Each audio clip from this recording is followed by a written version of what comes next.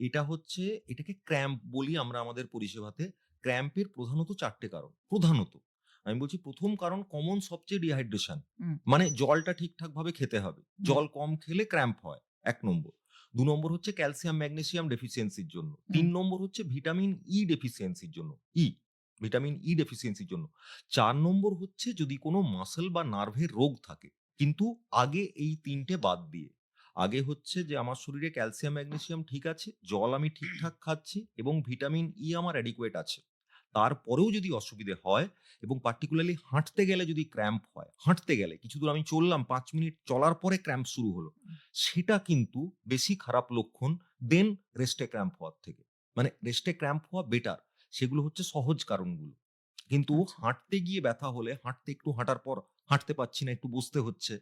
এই ধরনের পেইনগুলো নার্ভের পেইন ইউজুয়াল। আমি বলছি ক্যালসিয়ামের সাথেই থাকে। ক্যালসিয়ামের ট্যাবলেটগুলোর সাথেই ম্যাগনেসিয়াম থাকে। দেওয়া ম্যাগনেসিয়াম থাকে। মাইক্রো এলিমেন্ট অল্পই দরকার হয়। জাস্ট মানে মাসল স্ট্রেচিং, হালকা করে মাসলটাকে একটু রিল্যাক্স করানো এবং একটু হালকা গরম সেঁক দেওয়া।